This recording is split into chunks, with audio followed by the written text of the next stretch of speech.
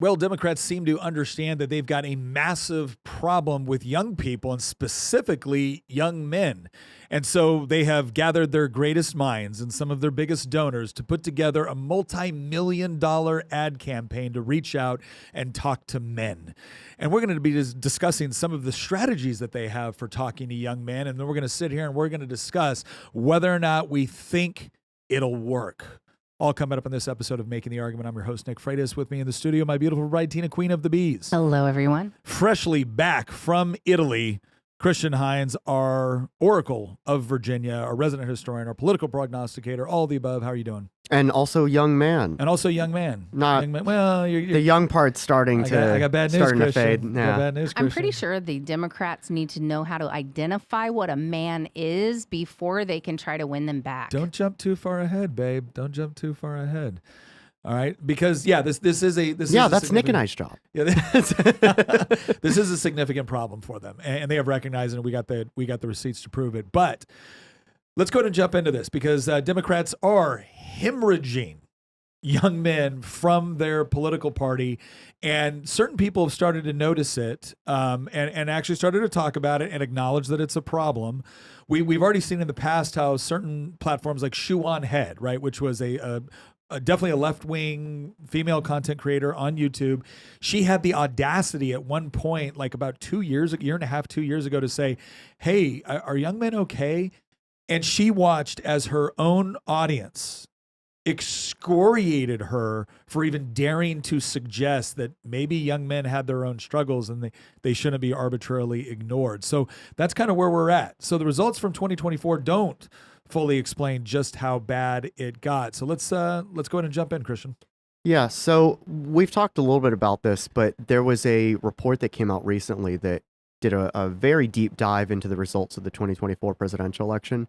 And I've actually got it pulled up here because, oh my gosh, when you look at the trajectory of what's happened with young men and women, but particularly with young men, you end up just seeing like the bottom just fall out for Democrat support. So this is from the Catalyst report. Again, came out very recently, showing huge demographic breakdown of the last presidential election, race, gender, college education, geography, and everything. And one of the biggest things that people caught on to was the generational divide, particularly when it comes to how young men used to vote in, say, the Obama era and how they're voting today, or even how they were voting at the beginning of the Trump era. So, for example, here's the Democrat support by college and race, like you can see. But if you scroll down here under gender, things start getting really interesting. Here's the Democrat support by gender, going back to 2012. So this is when Obama ran for re-election against Mitt Romney.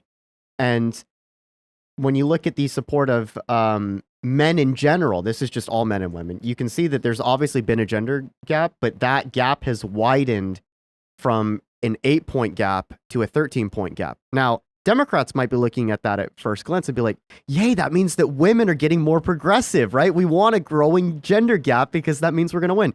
The gender gap is growing not in the direction that they want. It went from an 8-point gap where Obama got, about 56% of women, and he got 48% of men in 2012 to, you fast forward to 2024, and, well, the Democrat support with women hasn't really changed a whole lot. It went from 56 to 55, but with men, it cratered. It went from 48 to 42. Yeah.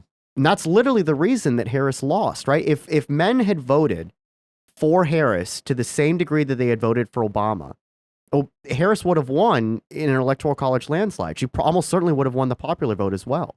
And again, this is just all men and all women. It gets much starker when you start looking at it broken down by age. So here's the gap between men and women broken down by age groups. So they have 18 to 29, 30 to 44, 45 to 65, and then 65 and up, right? And it goes back to 2012. So you see that the age gap, I'm just looking at 18 to 29 here, right? The young voters. When you look at the age gap, the gender gap within, well, back then it was millennials, right? It was people my age. It was 7.8 points. By 2024, young voters had the largest gender gap of any group of voters. Yeah. Right? Whereas they were all clustered together in 2012. But now It's Yeah, a it's more than double. 17-point Yeah. gender gap between 18 and 29-year-old voters. Now, what's interesting is that it's gone up across the board since 2012, right? But it's exploded with young voters. And so, again, Democrats... This is the Gen Z, right? Yes. Well, scroll down. We're going to see some more on this one. But So, actually, I've got a few other things to show, but one of the, this is broken down by age, but one of the other, and it might not be in this report, and if that's the case, then I'll just pull it up somewhere else. Yeah, this is, now we're just in the age category. If you give me a second, I want to show you something that, in fact, actually Elon replied to. And it's an old tweet. Christian's about to show us a tweet of his that Elon Musk replied to. This was a big day. Where is it? This was a very big day for Christian. This is something that I should have thought of before we started filming, but it just... Yep. Correct. It just hit me. I don't see it, but it's Nate over here. We're gonna have to clip this now because of Nate. But Yeah, because of Nate. Okay, so get to the point. What was it? Basically, it's showing that young men under the age of 20 are more right wing than voters 75 and older. Yeah, which again is a huge departure because, as anyone can tell you in Republican politics, what we generally waited for when we were on election day and whatnot was there was an automatic assumption that younger voters would vote for Democrats, but they didn't show up in the same numbers, whereas voters 65 and older were usually incredibly consistent in voting and overwhelmingly voted conservative. And now we're starting to see a shift in those dynamics, and it's actually impacted the way that Republicans and Democrats are starting to campaign. I mean, that's the whole reason why Democrats are now having to dust off old playbooks and try to figure out how do they once again connect with young men. That's why I found it, suddenly by the way. we are dominating. Okay, We're dominating in the social. This is an important chart right here. And again, it's a little bit confusing when you first look at it, so we're going to go ahead and explain it. Go ahead. So let me zoom in just a little bit and try to move it so that way we're not chopping things off. Okay, so this is complicated to look at, so I'm going to try to explain it also for our audio listeners. This is broken down into race, gender, and age, this chart, and this is showing Democrat support because it was a Democrat pollster that put this together. And what they did is that they looked at people of color, so this is basically any non-white voter, and they looked at men and women, broken down by age. So the one of these lines is minority men, the other one is minority women, and then one is white men and white women. And then this chart here shows it by age bracket, right? 20, 30, 40, 50, 60, 70, and 80. And then this one is Democrat support. So as the bars go higher up this list, right? Go higher up the y-axis, that's more Democrat support. Lower is less Democrat support. So this is the 20 age group. Obviously, Harris won an overwhelming majority of 20-year-old minority women, right? She got over 75, 70%, almost 75%. What's crazy is that she lost 18-year-old minority men, non-white men, 18. Yeah. She won every other age group of minority men, and when you get to like 75, she got over, almost 75% of their votes. But 18-year-old minority men, that's Black, Hispanic, Asian, mixed race, any non-white group you can think of. She lost the 18-year-old vote of men in that group. Yes. And for women, she which by the way, I can't even remember the last time that happened in American history. It probably would have been like never Reconstruction. Never. Maybe I don't know. Like because 18-year-olds weren't voting in Reconstruction. You know what I mean, though. There was times earlier on where you did have it was 21, but you did have younger black male voters that were voting Republican because Republican was the party of Lincoln. But that 150 years ago. Yeah, that has not been the case. That has not been the case. Certainly not after Johnson, but even before that, you started to see the change take place. But the idea, and this is evidence, because again, if you look at it, if you are a black minority, or if you're a minority female, you are essentially voting Democrat 70% or higher. In fact, in some categories, it gets up to 80%. So if you are a 20-year-old minority female, you are voting 74% Democrat. If you are if you're a 75-year-old minority female, you're voting 81% Democrat, right? So that's kind of your spectrum. It goes from about 74% to 81% from age 20 or age 18 to 82, right? That's where it is. That's your margin. But if you're a black male, if you're 18, if you're under 20, you voted Republican. No, that's actually not true because it's all minority voters. So Trump lost black voters, but I'm minority. I apologize. Minority. So if you're a minority male voter under the age of 18, you voted Republican. You voted Republican. Now, only by barely. Yeah. But it's still the fact that it was basically 50-50 is shocking. But this is the shift, right? Because if you're a minority male, any minority male over the age of 66, you're 70% Democrat. You're as Democrat as minority women who are 20 years old. Yes. So that's the crazy part, right? So minority men in their early 70s and minority women under the age of 20 are voting for the same percentage of Democrat, right? But if you're a minority man under the age of 20, the odds are you voted Republican. The odds are you voted Republican. And what's really crazy is when you get to white voters. So white women are relative, again, except for the older Zoomers, younger millennials who have lost their minds here that did vote for Harris. White women did, there's this idea that white women are driving the shift to the left.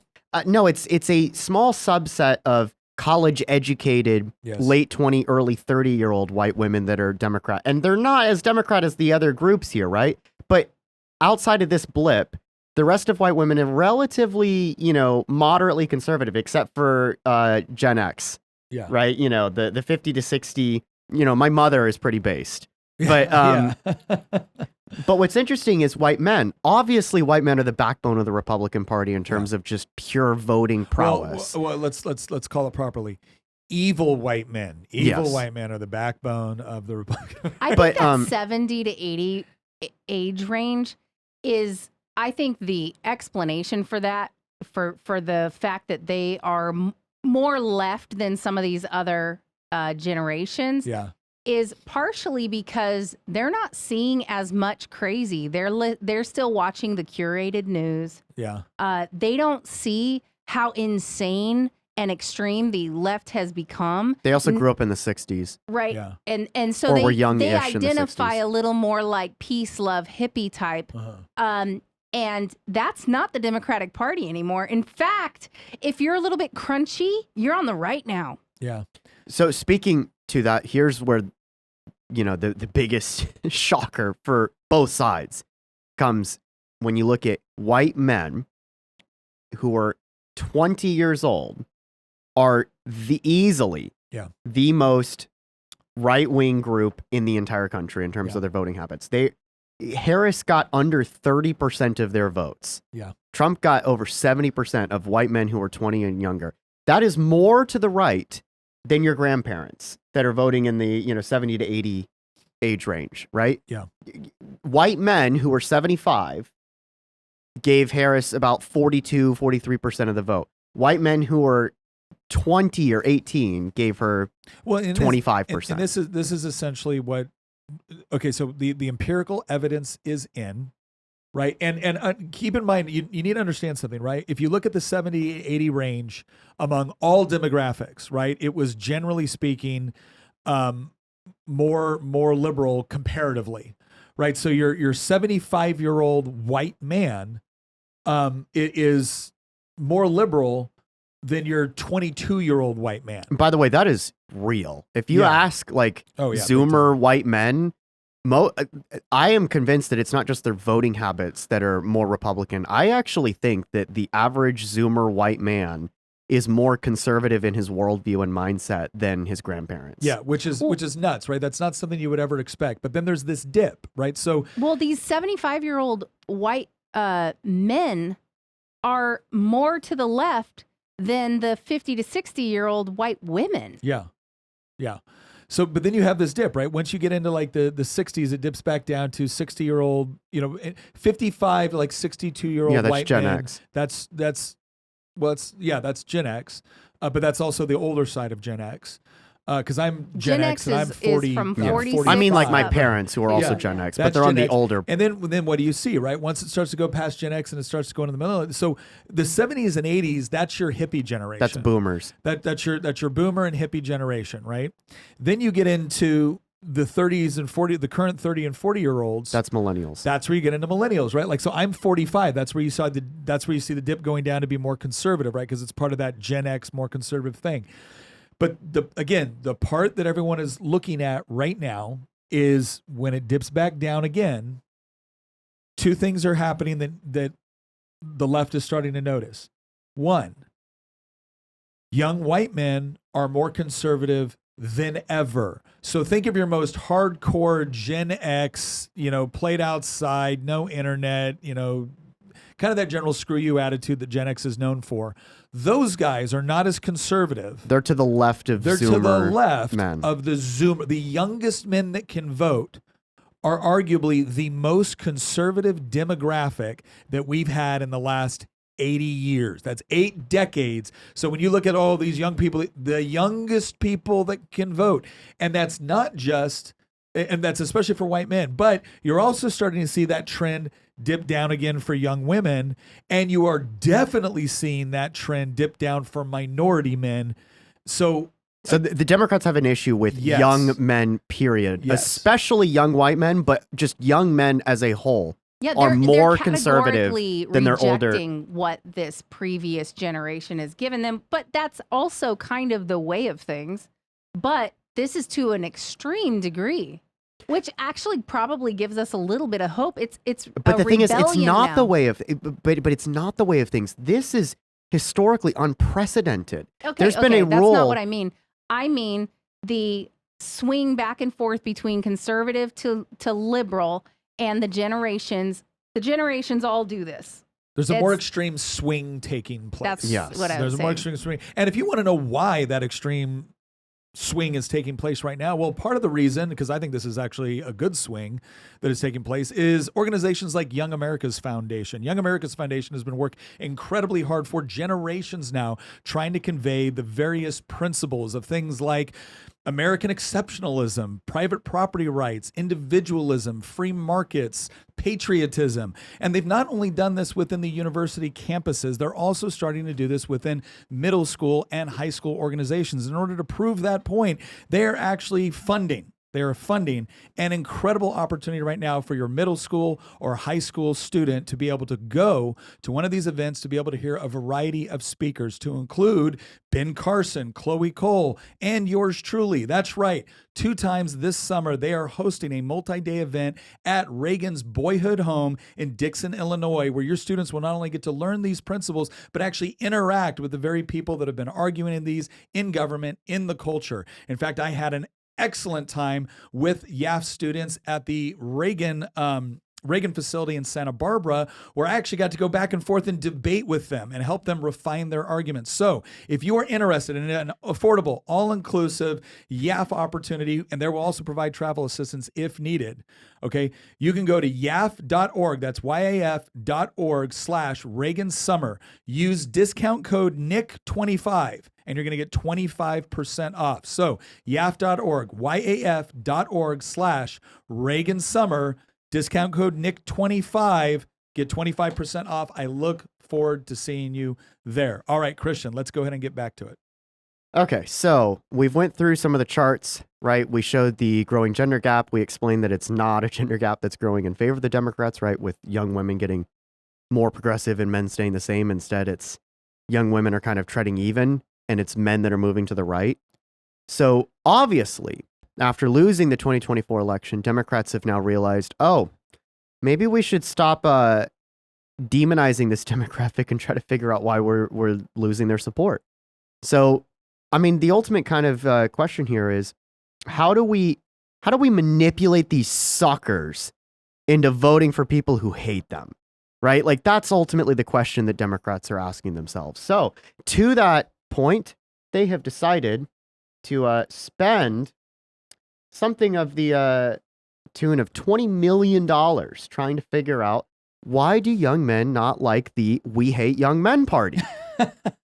Especially young white men. Why are young white men voting for the "We Hate Young White Men" It's a party? mystery. It's a mystery. We need to spend $20 million to figure that out. I would have told them for a cool million. Well, I they would've told them did for a try cool to million. court their votes. They hired a bunch of actors Yeah. that were like all these weird gendered, like odd men that weren't really Yeah. manly men. And I'm pretty sure had never picked up a hammer in their life and tried to like do them up like they were like tough men. Yeah. I'm a tough man and I'm voting for Kamal. Here I am sitting on a bench press I probably haven't used in quite some time. I'm man enough to know that a woman's body is her choice. It's like they're going through stuff like this. Yeah. Like Well, now she's putting out this. Have all of you guys seen the circle jerk meme Oh my gosh. from Kamala Harris? No, I typically don't look that type of stuff up. Yeah. You don't have to look it up. Her people leaked this thing, and it's like all of these people working together. But if you look close, it's very disturbing. Okay, so what's even more disturbing, I can't speak on that, but what's even more disturbing is the amount of money the Democrats have blown on trying to figure out why young men don't like them. Yeah. So I've got this article, and I want to briefly go through a few points in here, just because, quite frankly, it's actually really funny. Party leaders are holding up in luxury hotel rooms on a strategy codenamed Sam. Speaking with American men, a strategic plan to try and convince working class to try and convince working class voters to vote their way again, according to a report. It goes on and say, Democrats have blown millions of dollars on efforts to appeal to American men who have turned to President Donald Trump in droves on Election Day in the hopes of winning back the working class, according to a report. So it goes on, they had a code phrase for this report that they spent $20 million on. Well, wait a second. I want to read something right here specifically. The plan, codenamed Sam, or Speaking with American Man, a strategic plan, promises to use the funds to, quote, study the syntax, language, and content that gains attention and virality in these spaces. As the Times described it, the reports can read like an anthropological studies of people from faraway places. It's like aliens visiting Earth and trying to study humans. It's like we have subject A, white male, likes Roman history. Study the syntax, language, and content. This is okay. Here's what I find interesting about this. When they're talking about syntax, language, and content, what you're really doing there is you're talking about messaging. You're not on that point. There's something that I would love your reaction to, and I'm sorry for interjecting. I was just giving a reaction, but that's all right. That's true. I need to do better at this. For the audio listeners, Nick and I are really good friends. I'm pretty sure they're already chiming in saying like they need to stop interrupting each other every time that happens. No, I'll take the L on that one. That was totally my fault. Here's what it says right here, though. Above all, we must shift from a moralizing tone. Yeah, tone. Not a moralizing set of policies, not a moralizing ideology, but a moralizing tone. And this is the part where, again, I don't. It is true that a moralizing tone doesn't help. Right? When you tell me that I am the source of all the evil within the country and that the future is female, you have deliberately decided that I don't have a place in the future that you want. Now, you could say that as, you don't have a place in the future I want because you're a horrible, evil, stupid man. Or you could say, hey, I appreciate that in the past you were useful, but in the future, you're just not going to have a place of prominence. Now, one of those has a more moralizing tone than the other, but one of the things that you'll notice is the actual content of the message is essentially the same. And that's what I see from all of these strategies is they want to address tone. They don't really want to address content or substance. No, I totally agree. And you think that spending $20 million, you would actually get that type of analysis. That here's an idea: young men view us as the party of the Longhouse, the HR department, the party of we hate young men, especially we hate young white men. Mm-hmm. How about we just stop doing that, and then we might fix the problem? No, it's a messaging problem. No, it's not. It's not a messaging problem. It's a substance problem. Yeah. Young men are not idiots. They realize that if you explicitly make it very clear that we hate young men, and that has been the Democratic Party's message my entire lifetime, certainly my entire adult lifetime, eventually it might take 1 or 2 cycles, but eventually those young men are going to realize, why am I voting for people who hate me, who don't have my best interests at heart? Can I say something else took place here that's really important to recognize? Because you're right. This message has been going on for quite some time, but men weren't reacting to it. In fact, you saw a massive swing in millennial male voters to become more liberal than their Gen X predecessors. So arguably, at the same time that the Democrats were trashing men, younger men were going for it. So what changed? Oh, I know what changed. An alternative was offered.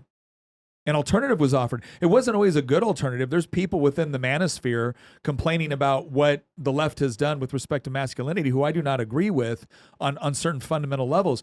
But what we saw is a resurgence of men on the right who were no longer willing to essentially cater to this message, who were no longer willing to go along with it and be like, no, men are supposed to be strong. We're supposed to lead. We're supposed to be physically fit. We don't accept your narrative about us. Oh, by the way, who's the one that fights your wars, fights your fires, polices your streets? Who's the one that builds all these buildings that you like to live in? Yeah, that's us. So we're no longer going to put up with this narrative. And that's when young men went, wait a second, there's an option? There's an option?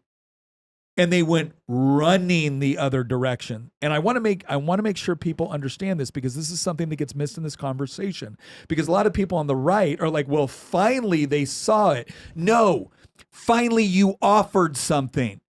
Like, do you understand that? If for a while there, what it was is Democrats told men they sucked, and Republicans kind of agreed because they just wanted to appeal to female voters. But then all of a sudden, Republicans woke up one day and be like, you know what? This is not an either or proposition. And it wasn't all Republicans by any stretch of the imagination, but you started to see it within the Trump administration, for one, because say what you want about certain things Trump does or says, or some of the things within his history, nobody thinks the guy's a pansy. Right. And then you started to see other voice within social media that could finally break through all of the content that were saying, no, this is ridiculous. You should be strong. Go lift weights. Go do these other things. Be competent. Don't put up with this narrative about yourself. And so while we're going to spend a lot of time here trashing the way that Democrats and the left and progressives have gone after young men and masculinity, we need to remember that the reason why it was working for so long is because people on the right didn't offer them a viable alternative. It's even worse than them not offering a viable alternative. Quite frankly, the right, quote unquote, just bought the left's framing on a lot of this, if you think about it, right? Yes. They just accepted it. Correct. They accepted it as true. Oh, all men are trash. Well, I'm not gonna fight back on that. Not all men are trash. Some men are trash, but some men are okay. Some men are good. Like, that was the response. That was the response. It's this like weak-kneed response. Yeah. Ultimately, for so long, there's a quote, and I don't have it on hand because I just thought of it. But there's an older quote. It might be from G.K. Chesterton. But I don't quote me on that. No pun intended. But there's an older quote about how the greatest advancements of progressivism over the last century, 20th century in particular, have come from conservatives. Mm-hmm. And, it's a ratchet effect, right? The ratchet moves to the left, and then the conservatives operate as the spring that prevents the ratchet from moving back to the right. Yeah. And I think what's happened over the last 4 years, particularly post-COVID, so 5 years, is that ratchet has started to break down, and people realize actually the ratchet can move back to the right because the prawl that was holding it in place is no longer there. And that prawl was the controlled opposition that was the old GOP. Or if you're in the UK, the Tory party, right? Or in Germany, the CDU. The point is that a lot of these center-right movements, a lot of these center-right parties are no longer what they were 10, 20, 30 years ago.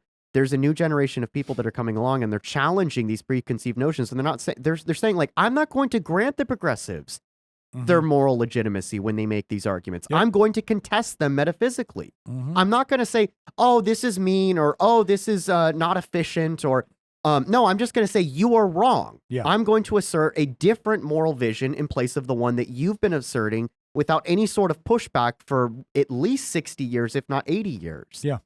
And so that's where we are right now. And you know how bad it is? It's gotten so bad for Democrats that even some of their own media hacks are realizing, oh, Democrats actually hate my children. Yeah. So I've got this clip that I showed Nick yesterday. Tina has not seen this yet, but So this oh, is boy. this is Scott Galloway. Scott Galloway has, I would say, for about it's probably longer than that, but it's become more prominent in the last year, where Scott Galloway has kind of been like, oh, this is our answer to the right-wing manosphere. Scott Galloway is our demonstration of masculinity. And Scott Galloway is, he's a reasonably, he's a well-educated, reasonably articulate guy. But what makes him their masculine messenger is that he doesn't trash men as furiously as your blue-haired, lesbian protester. It's not that he's like some great advocate for what we would call traditional masculinity. He just doesn't find it quite as toxic as the rest of his party. So therefore, he's what they can go to actually ask questions about this stuff. And then, of course, on the other side, we have Jake Tapper, that paragon of intellectual honesty and consistency at CNN. But this was an insightful conversation that was taking place between them, as Jake is talking about an experience with his son. So let's go ahead and listen to it. My son is now 15 years old, and he's a gamer. He's a football fan, starting linebacker on his varsity football team. The Democratic Party has no way of communicating with him. They have no entree into his world. And in fact, it's interesting. I went on a left-leaning podcast that shall remain nameless, and we were talking about my kids, because I think they were both people without kids. And they asked me about my son, and I said he was, he's a football player, and he wants to be a policeman. And their joke was about my 15-year-old son. Oh, how does he feel about minorities? Like the idea that he wants to be a policeman, therefore he's racist, my son. And that was the big laugh. And then I got dragged in the comments and all that stuff. And I thought to myself, this is why you fuckers are losing elections. 100%. Like my football playing son, who has no political views. He's 15. He thinks about World War II Pause. and gaming. I've got news for you, Jake. Yeah, your son's got political views. I showed Nick this, and he was like, Jake, your son is not apolitical. Yeah, your son is not apolitical. If your son is playing football, he's a gamer, and he likes World War II. There's a couple different directions that could go, but I promise you, none of them are the liberal one. Jake's gonna walk into his son's room one day and see a little Dark Age edit playing. Do you know what those are? It's from a song from 2017 that's now used in all sorts of fan-made clips from right-wing people. Yeah. Denigrating progressives and stuff like that. Yeah, Jake hasn't. It was funny. Shane Gillis did this whole comedy set where he's like, "Well, I've got early on-stage republicanism because I'm really interested in World War II." Right? So it's like, no, Jake, your son's probably got some political opinions. Go ahead and play the rest of it. And playing linebacker, that's his world. You're deciding he's a racist because he wants to be a cop. And why does he want to be a cop? He wants to be a cop because he wants to help people, and he thinks that's the best way he can help people. Pause. And that I also got news for Jake. That's not just the reason why he wants to be a cop. If he just wanted to help people, there's 1,000 different professions. There's 1,000 different approaches he could have used to do it. He wants to help people by protecting them from violent and dangerous people and getting into physical altercations. Yeah, he wants to deal with the crime epidemic. He wants to go into dangerous situations and be the man that deals with dangerous people. He just wants to help people and feels join the Peace Corps. That's your guys' response to helping people is pay more in taxes or work at a food bank or go to the Peace He Corps. could be a therapist. Your son wants to be the man they call to deal with dangerous, violent people and to protect the innocent. That's what he wants to do. Now I agree it's helping people, but he's chosen something very, very specific, which is generally associated with masculinity and the desire to protect and the desire to, fight. Right. And Jake, you're right. The left has nothing to say to him, but I would also, I think we need to go a little bit a step further, Jake. You helped usher this in. I love how Scott Galloway and Jake Tapper want to sit there as if now they're the anthropologists, right? They're the outside objective analysts looking at what's been going on and thinking to themselves, golly gee willikers, how could this have happened? Well, in part because of you.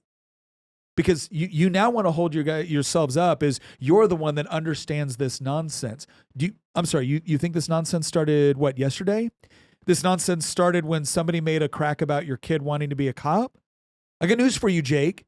All of us whose kids have wanted to be cops or the military or we're just generally conservative, we've been taking these little cracks from your side of the political spectrum for quite some time now, and you were fine with it when it was our kids.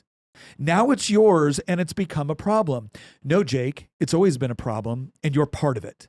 Well, I'm pretty sure that if it was not his son that was the subject of the conversation, he would have been right in line agreeing with these people if it was somebody else's son. But he knows his son, and he knows the quality of his character, and he knows he's not a racist, right? Mm-hmm. Well, these people make snap judgments all the time about other people's children, Mm-hmm. and now it's his child. And so, therefore, it's like he's finally getting the blinders off a little bit.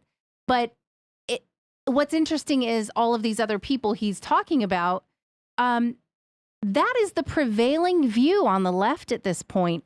And if you even bring up that young men are hurting or that there's a problem with young men, the amount of mockery from the left for it is just, it's disgusting. Just watching women and people on the left just like, oh, poor you. And like their whole demeanor. And I'm like, please keep going. Yeah, because you're driving them to our open arms. Thank you. It's not even them saying things like, okay, look, guys, I know we got problems. We got bigger fish to fry right here, and we've got to recognize something within a historical paradigm. Like if they had said that, I might disagree, but I would at least look at it as, okay, they're trying to give a measured response, and then maybe they just have different priorities based off of their perspective. That's not how they approach this. They approach this in the most arrogant, condescending, and dismissive way possible, because that's what was popular on the left for so long. And now that it's backfiring, again, not just backfiring because they did it, backfiring because they did it in the midst of now young men having an alternative. And now they're trying to figure out how to do it. And the question that I have to ask, right, of these guys, like I will, without being, let's say, overly critical, but also not wanting to be naive, I will at least recognize that, okay, they do seem to begin to see the problem. Now, are they seeing that problem just because now it's personally impacted them? Or are they seeing the problem simply because they're afraid of losing political power and they want it back? And so now it's just, they're asking the same questions that the rest of the left is. And it's not because they actually care about young men. It's because they care about losing their grip on political power. What is the motivation? What is the genuine motivation here? Well, we all know they don't care about young men. Well, they don't even know what a young man is. Okay, but this is okay. But here's the thing that I think the right needs to be careful of. Right, this is the thing the right needs to be careful of. If we now have this idea, because for the last 3 decades we've been living in a world where this is how the left has always treated men, we need to remember that's not always how they treated men. Okay, arguably the most left-wing regime in all of history was the Soviet Union. Right, the Soviet Union was not anti-masculine. It was in some ways very masculine. Mao's China was not anti-masculine. The current Chinese Communist Party is not anti-masculine. Go look at what they're teaching their young men to do in schools. Go look at the military commercials. At the same time that we were doing military commercials about little Sally has 2 mommies, they were doing commercials about fighting and dying for the fatherland. That's understandable, but here's the big fat difference between our left here and the left in those other examples you gave, is that leftism has found its entire identity in wokeism at this point. And so unless they figure out a way to separate themselves and create a little daylight between themselves and wokeism, they're not going to get these young men back. Yeah, that is ultimately the... I agree. Like, I have an analogy that you'd enjoy. You remember the name Camille Desmoulins. He was one of the kind of orchestrators of the storming of the Bastille at the start of the French Revolution. He was a journalist. He wrote a bunch of pamphlets where he called for like stringing the aristocrats up by their street posts and stuff like that. He was, I believe, a childhood friend of Robespierre. And well, like many other revolutionaries, eventually it came for him. Yeah. And Demoulin was a true believer. And when he was sitting in prison waiting to be executed, fun fact, his trial was 200 years to the day before I was born. When he was sitting in prison waiting to be executed, he ended up writing, and he said, "I've dreamed of a republic such as all the world would have adored. I never could have believed that men could be so ferocious and so unjust." And the reason that I say that I bring up this analogy is because somebody like Demoulin did not understand until the very end that the forces that he had unleashed, because he was not a passive observer, he was a journalist, major writer, major political figure, one of the leading figures in the revolution. He unleashed a series of events that eventually resulted in his own death. And there is a strong analogy that you can draw between some of these figures within the French Revolution and, quite frankly, people like Jake Tapper and Scott Galloway and other Democrats, soft or otherwise, who are saying things like, how do we make progressivism more appealing to young men? How do we make the Democratic Party more appealing to young men?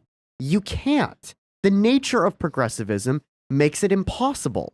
Progressivism, in the modern American sense, is inherently anti-masculine. Yes. It has to be. The Democratic Party is anti-masculine. It is anti-young men, and it's especially anti-young white men. It has to be.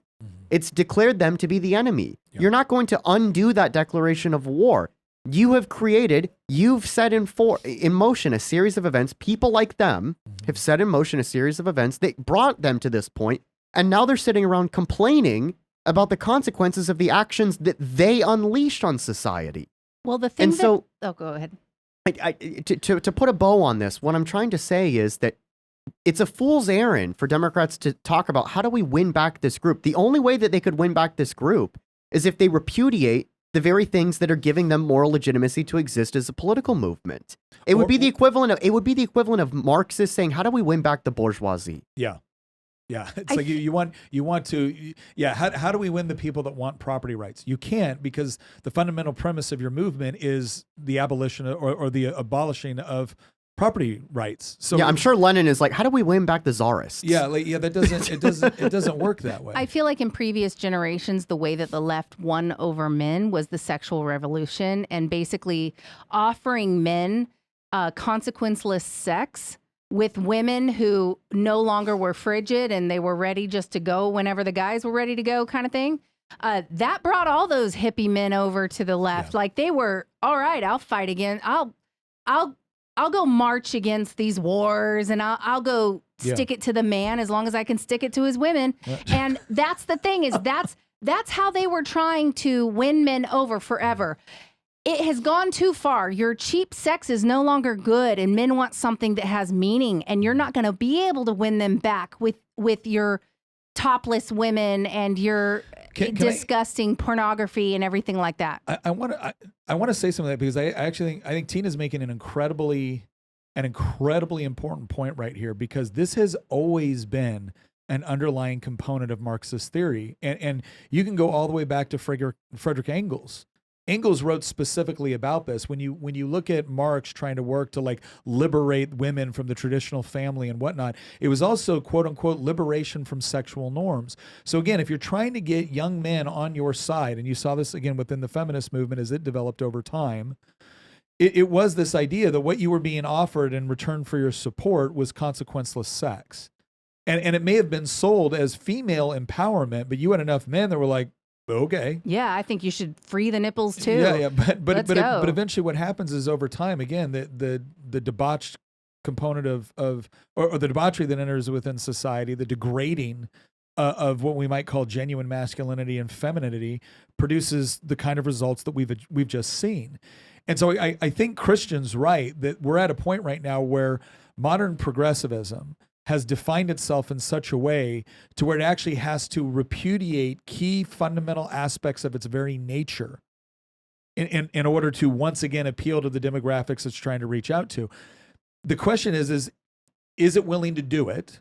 and I would say that I don't see sufficient evidence as of yet that it is willing to make the sort of changes that would be necessary, because it would essentially have to throw overboard such key components, which again gave it in their minds moral legitimacy. And this is part of that oppressor-oppressed dynamic. The people that they have put into the oppressed category, right? That is the fundamental source of their moral legitimacy, are the people that hate men, hate sexual norms, hate masculinity. Okay, well then you're going to have to betray them in order to get the people that you now claim that you want. And right now, I think you're right. When you look at the tone of what they're talking about, they're still going through this they're trying to walk this thin line between, well, is there any way that we can convince the people that we've told are fundamentally evil, horrible, the source of all problems, that have no future in our movement? Is there any way that we can convince them to go along with it? Yeah, can we fool them, the No. suckers, into voting for the group of people that hate Yeah, them? I the will only say ones this. willing to go along with it are the ones chopping their penis off and transitioning. Well, I will say this though. I actually have some theories on how they plan to do it, but let's go ahead and get on to the next part. So- of this. To that point, I've got a clip here that I think actually reinforces what Nick was saying just a second ago, but kind of in the other direction, where you were like, I haven't seen yet evidence that they're willing to do it. I think it's even worse than that. I think I've seen evidence to suggest that they're totally incapable of doing Yeah, it. this is a pretty So, damning I'm not example. going to play this because it's 16 minutes, but I am going to pull it up so that way people can play it themselves. Is there not even This just is- a little bit of it that's... There are a few things in here Well, that are kind of Well, funny. Wait but a second, real quick. When you look at this, all right, so this is Michael Irfan, and he has his guests on. Okay, he has his guests on, who is this very, very liberal woman, very, very Olivia liberal, Giuliana. Olivia Giuliana, very, very liberal feminist activist. So let me ask you a question. Because how do Dems win back Young Man featuring Olivia Giuliana? So Let's ask a woman. there you go. Right there you go. The whole premise of this conversation on how to win back young men is a young man asking a woman, How do we do this? how do we win back young men? And then again, and we're not even asking a young woman who is someone like Anna Kasparian. Anna Kasparian from Young Turks has definitely, you've seen this transition going on, and I no pun intended, you've seen this transition going on with Anna Kasparian, where she shared this example of a homeless man essentially assaulting her in public. And she brings it up. She shares, like, I just got assaulted. And the women start popping up in her feed going, why did you have to mention he was homeless? You know, when you mention he's homeless, you add to the stigma that's going. She goes, I just got assaulted in broad daylight outside of my home, and I'm the bad guy because I pointed out the fact that the guy assaulted me was homeless. And it's like, yeah, Anna. So Anna's gone through this process where she's at least started to say, hey, there's an issue here. But isn't it fascinating when the Democrats want to appeal to young men, they don't go to young men. They don't go to young men that are frustrated with them. They don't ask them what their opinions are. They go find the very personification, the very representation of what young men are rebelling about and ask her. They don't even ask a young woman that might actually have some useful insight on this. Like that's... So, like, I went through and I did the torturous thing of listening to all 16 minutes of this. Yeah. And there were a couple points that I ended up catching that I wrote down as quotes because it was the same theme over and over and over again. Mhm. It was always, we don't message to young men. They're with us on the issues. Oh. They're just not part of our coalition because they don't feel welcome. That is a verbatim line from Olivia Giuliana in this clip. God. And then my favorite one. We just need to be giving better explanations for things. They're just too dumb to understand what we just what need we to believe. woman-splain it to Yeah. them. Yeah, they just don't understand the nuance of the No, future. notice how it's always it goes back to what we were saying at the very start of this podcast. Yeah. It's always about the messaging. Yeah. None of it is self-reflective. Yeah. There is no self-reflection anywhere. Agreed. There's no mirrors. There's no. Maybe I did something wrong with the whole starting a party that is dedicated to hating young white men. Yeah. No, it's always these rubes just don't understand the messaging good enough. We just need to simplify the messaging, or we need to do a better job explaining to these suckers why they should be voting for us. That's exactly what they're on. If you look, I don't know if you guys saw the trigonometry interview with the guilty Oh, feminist. yeah. first of all, I felt enraged watching it, and it ruined my whole evening because she was just the biggest. I can't say this on She was air obnoxious. that you could possibly. She was everything we think they are, and she wanted to sit here and act like they weren't. But anyway, immediately when receiving any pushback on how to reach young men or whatever, she immediately goes to, "Oh, I thought you were more intelligent than this." Yes. It's just You're really going to win them over with that one. I You just got wanted us. to punch her in the face. Well, because she started off the whole thing with like, oh, I don't want to be the image of like, the angry, mean feminist. So it's like, But that's what she is. but that's what you are. And that's what You she don't- portrayed on there. Like she completely ruined her entire book, her entire argument with her behavior on this show. Yeah, it was. You're right. You don't want to appear that way, but that is what you are. That is what you are. You want to be able to. You want to try to fool people. Yeah. But the problem is that with the tiniest amount of scrutiny, and that's what Constantine and Kristen essentially did. With the tiniest amount of scrutiny, you showed us who you were, and that's the issue. We've heard this. You don't just hear it in politics, but politics is a place you hear it a lot, and that is when they show you who they are, believe them. Absolutely. And this is the part where, guys, we've got 3 decades, especially the last decade, of you showing us exactly who you are. And I don't think men are going to quickly forget it. I think men are smart enough to be skeptical of whatever they're selling after this. Yeah. So on the question of has the Democratic Party actually learned anything from any of this? There's one tweet in particular that I ran across that I think really encapsulates certainly my mood on this, and I think a lot of people's moods.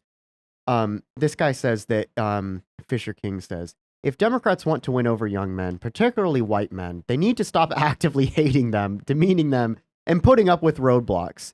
And putting up roadblocks. And then he gives some examples: affirmative action, DEI, sensitivity trainings, in the path of their success. It's not about the tone. And he's screenshotting that same article that we went through earlier from The Independent, where they were talking about how, above all, we must shift from a moralizing tone. That's certainly part of the problem, but it's not just the moralizing tone. It's the ends, not just the means. It's not just about the messaging. It's what are you doing when you are in power? You have shown us over and over and over again that we hate young men, and especially young white men, and we demonstrate it when we're in power.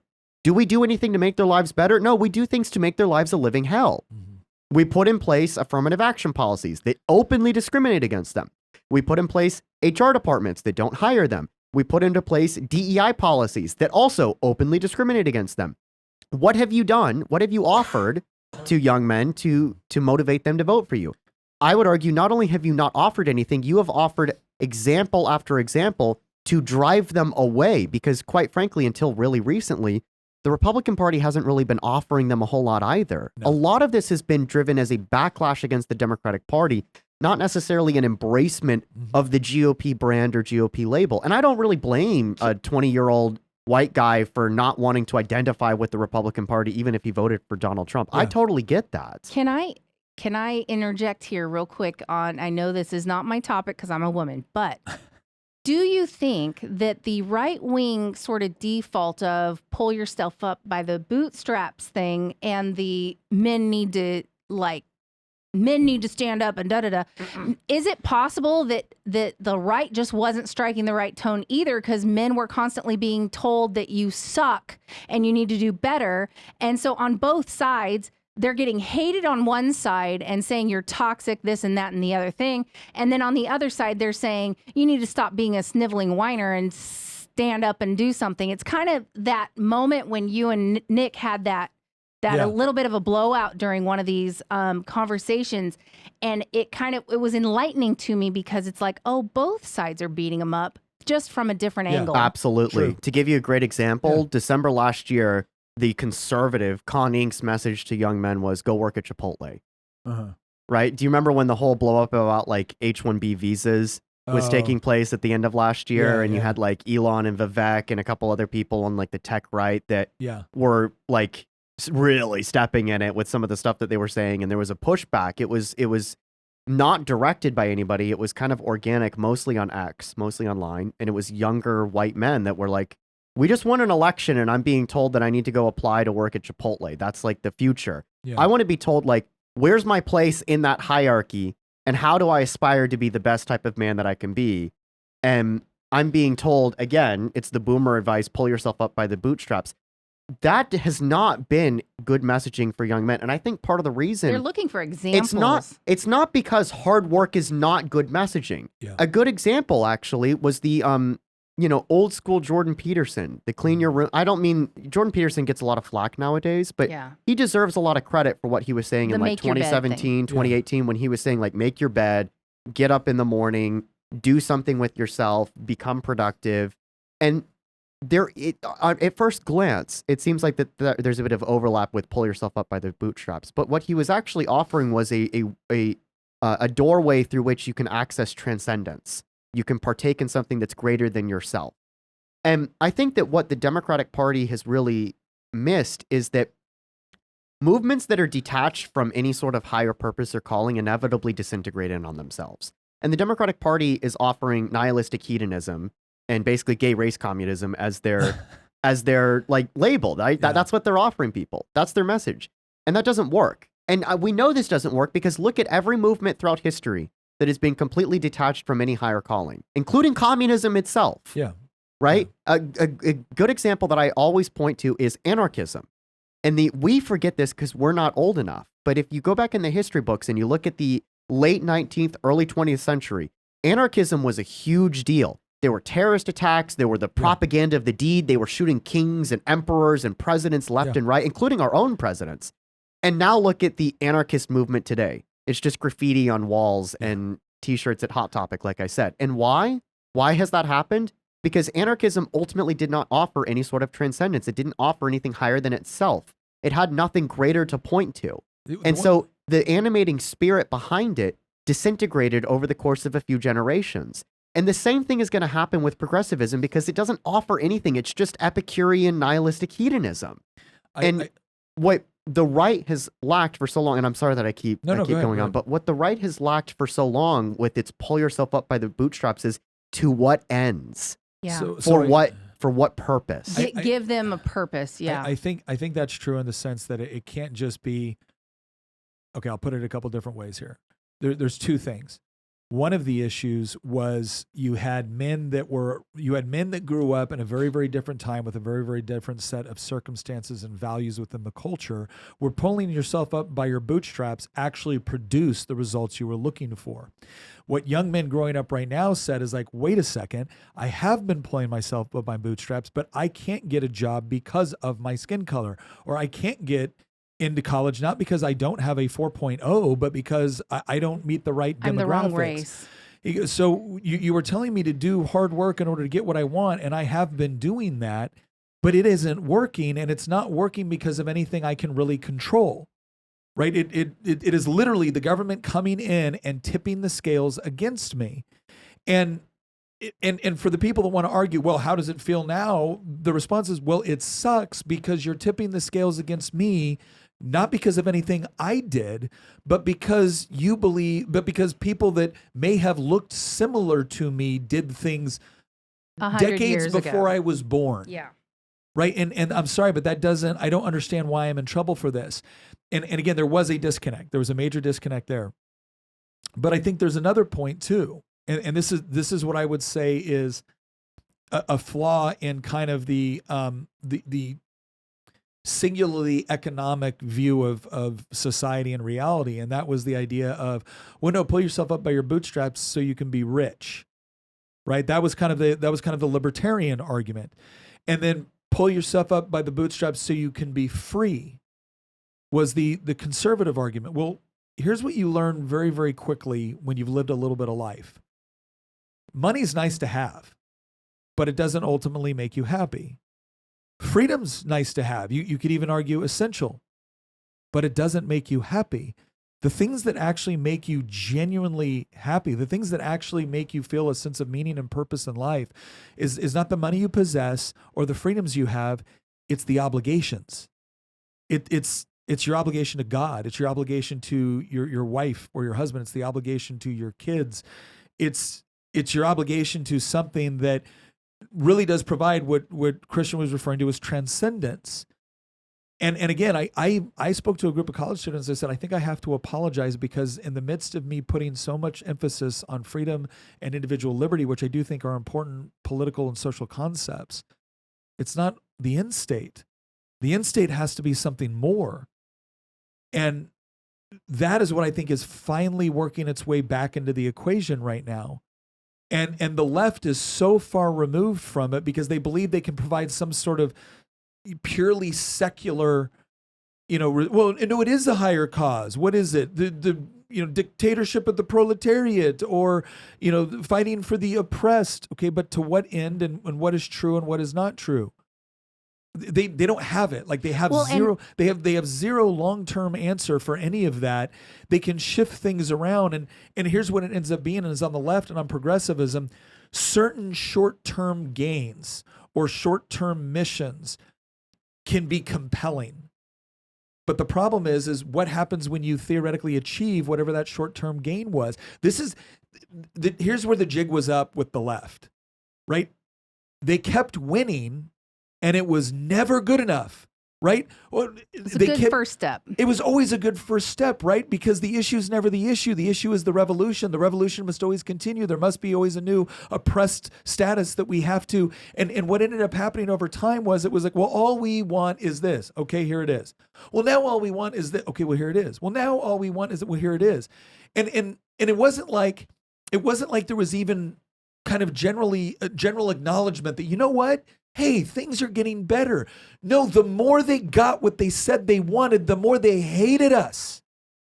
The more it was never good, the more evil we were, the more racist America was, the more sexist America was, the more misogynist it was. It's like, no, we are living at a time and point in history where our society has never been more feminist.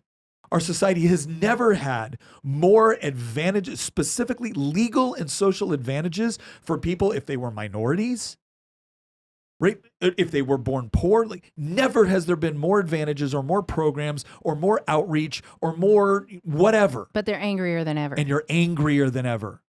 And that's the part where it's like, this never ends. It's like an evil version of the Tocqueville effect. Yeah, this never ends. At the same time that the left has been basically pushing their agenda, and you mentioned the idea of obligations giving you more meaning in your life. Well, one of those things in the obligations is family, relationships with people that matter to you.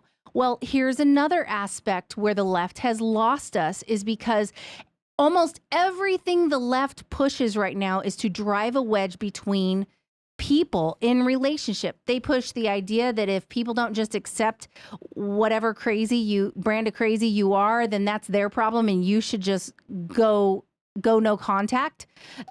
Sever relationships with your family, sever relationships with your spouse. I don't need a man. I don't need, whatever. Sever your child out of your womb. Yeah. Just everything. Motherhood. At the same time that they're pushing their revolution, they are severing and destroying these relationships that actually provide the obligation and meaning in life. And so now what is there to be living for them? That's one of the reasons they're a freaking death cult. I love what Christian says when he says that leftism is a universal solvent. It's so true. It dissolves everything it touches. And I think that's one of the reasons they're not going to be able to get these young men back very easily. Because masculinity ultimately wants to be constructive, right? So like Jake Tapper's son, who's, into World War II and football. Yeah. He said that he wants to be a cop. Why? Because he wants to contribute to society. He feels, at the end of the day, progressives are offering the therapeutic state. And the therapeutic state is incompatible with masculinity, because masculinity taps into that eternal warrior ethos that exists within men. And so one of the things that Jake Tapper's son could do is he could become a therapist, right? Mm-hmm. He could participate in the progressive therapeutic state. That would be helping people, wouldn't it? Yeah. But no, instead he wants to be a police officer. Yeah. He wants to put his life in danger in the name of helping people, because he wants to act out that warrior ethos through the masculinity that he has by virtue of being a young man. progressivism, the therapeutic state, the things that those things would offer would never, ever appeal to him. Even if Donald Trump had been wiped out in a landslide in the last election, there is no scenario long term where the things that progressivism offers could perpetually appeal to young men. It goes back to what I was saying earlier with the analogy that I brought up with like anarchism and how it was inevitably going to disintegrate because it doesn't tap into anything deeper that provides meaning and purpose to people. And the same principle applies to communism. I'm sorry, the Soviet mass man is not a replacement for meaning and purpose. Yeah. And so masculinity that's inherent in all young men, it might manifest in different forms, but masculinity, that warrior ethos, that drive to do something with yourself, that cannot be filled with progressivism by nature. And so progressivism might be able to paper it over by offering you the therapeutic state. It might be able to offer you, pleasure, nihilistic hedonism. And it did during the Obama era and in the decades before that. But eventually those metaphysical reserves exhaust themselves. And the last thing that I want to leave, to you, Nick and Tina, because I know that we're getting close to closing here, is, do you think it was always going to be this way? And regardless of your answer to that, where do you think we're going in the future? Because I'll tell you myself, I think that we have a rare opportunity to take advantage of this. But like I said earlier, just because young men are revolting against progressivism and the Democratic Party does not mean they're going to be card-carrying Republicans.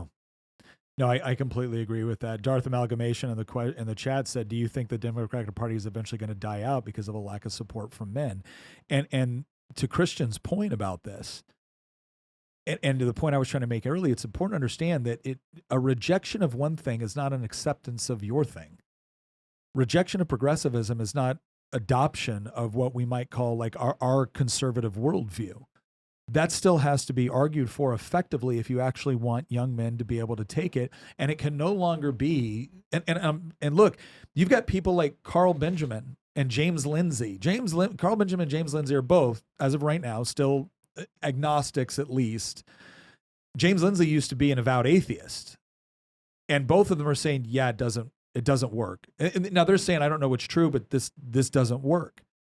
And I would say this also to my friends in the conservative movement and to the libertarian movement. You need to pay attention, because what you mentioned about transcendence is very important here. We have undergone what is arguably the biggest experiment in hyper-secular humanism that has ever existed in human history, and it is failing.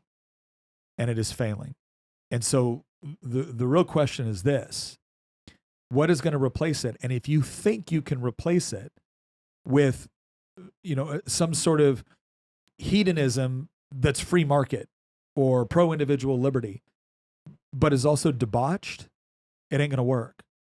It'll just fail the other direction. It's just going to fail in a different way. I think that transcendent component is very important. Now, I offer, again, this is why, what do I offer? Christendom, right? I offer the idea of Christianity, not just as a cultural phenomenon. I offer it as an actual faith, because I think it does the best job in a variety of things. And mainly because I think it's true. It's not just that it is a good job. It's not just that it has utilitarian value. It's true. And it is going to be fascinating to watch what happens, because I think that we're already starting to see a movement within the Democratic Party and a movement on the left that is trying to get back to their economic argument. They never totally gave up the economic argument, but it took a back seat to the whole LGBTQ, trans, oppressor versus oppressed, free Palestine, like all of this stuff, right? That's become we're all living on stolen land acknowledgements, like all of this stuff. Like, what is a woman? Like, they shifted to that, and we've had this kind of foray into that area, and it's dying. And you saw that as the moment AOC removed her pronouns from her bio on X, you knew that, okay, she's picking up on something. And if you start to see some of the arguments that are taking place right now, you are starting to see this subtle transition back to economics, where it's the billionaires, it's this. Here's what I would warn the right about. Those sort of arguments were the sort of things that where it was that argument, and that didn't denigrate masculinity got people to fight, got men to fight as men in favor of left-wing political objectives. So I don't think we can ignore it. But to Christian's point, he's right. We've already gone through this and it failed. It failed. One of the biggest things that brought down the Soviet Union was not just American military dominance or economic prowess. It was the utter depression that you saw permeate within the Soviet Union to where it's like, this isn't worth fighting for. And J.D. Vance, the most poignant thing he brought up in his speech at the Munich conference was the fact that you guys are talking about external threats, but you have a population completely unwilling to fight for your civilization. And you can see it right now. You go on man on the street interviews in Germany, man on the street interviews in the UK. Would you fight for your country? No, I wouldn't do that. You saw that one guy got on in the United States. It's like, oh my gosh, they're talking about a draft. We would never go fight a war. I mean, like in World War II, wait, why don't you fight a war? But now we've got stuff to do. I'm like, Linda's going, are you kidding me right now? Are you kidding me right now? That's how a civilization dies, is when you have people that are no longer willing to fight for it. But then you look around at some of the conditions and you're like, yeah, why would they? What have you given them to fight for? You've told them that every single one of their instincts, you told them that drive to actually understand and know truth, to know God, to raise a family, to raise the next generations, to have a posterity to actually fight for and build and leave something to. You've told them all of that is meaningless because it's either killing the planet or it's patriarchal or it's wrong or it's... What I hope is that people understand that it wasn't just this brief foray into wokeism, because wokeism is somewhat a new, it's a new manifestation of leftism. I want young men to understand that the major problem was not wokeism. The major problem is the fundamental premise which made wokeism possible. And if you actually want to fight against that, it's not just the economics, it's not just freedom, it's not just fighting back against people coming after you and telling you're horrible because of who you are. It's horrible because it's fun at its basic level, its starting point. It starts off with a false premise. And therefore the way it screws up, the way it crashes and burns can take place 1,000 different ways, but the end is always the same. It crashes and burns. So what doesn't? Keeping in mind that human beings are fallible, right? We can screw up just about anything, but what actually lays the fundamental building blocks for building a strong life, a strong family, and thus a strong civilization? And I think we're just now starting to begin that fight. And what's interesting is it's an old fight. It's not a new one. It's an old fight. And I'm here for it because I'm excited about it. I'm excited the fact that when you look at young men right now, it's not just that they're rebelling against the Democratic Party. They're going to church in larger numbers than they ever have before. They're not just seeking what's convenient. They're not just trying to pull themselves by their bootstraps so they can make more money. They want to do it because they want to fight for something that is true and noble and transcendent. And that's where our true opportunity is. And just like I don't think the Democrats are going to catch on to it, just like I don't think left progressivism will ever be able to truly appeal to it in a way that's meaningful and long-lasting, I'm also afraid that we have a Republican Party that has also completely missed the boat because they're too afraid of stepping out in this particular moment and being bold with a genuine alternative. And that genuine alternative can not just be a more free market option to what the left is offering. It has to be rooted in something deeper. That's always what the right is having a problem with. They never want to stand up for anything. Even wildly unpopular things they won't even campaign against sometimes. Okay, there is a question from Eye of Insanity. How do we get young women to leave the Democratic Party and join the right? Let me just tell you right now. The future is male. And up with the patriarchy. I think in order to get women back, we need to restore the patriarchy. Men need to take their rightful place and lead again. And when they do, the women will return. Can I give a controversial answer, but one that I nonetheless believe is entirely true? Yeah. We need to stop asking these type of questions ourselves and be like, how do we appeal to, how do we get the women on our side? That's asking the wrong question. Men need to lead and women will follow. Yep. They always do. They always do. I mean, honestly, this is the problem that conservatives have done. They look at their base and they're like, how do we get other people that aren't voting for us to vote for us? How do we appeal to them? And then they become progressives And then the whole thing falls apart, and then their base usually revolts or walks away, and meanwhile, everything shifts to the left.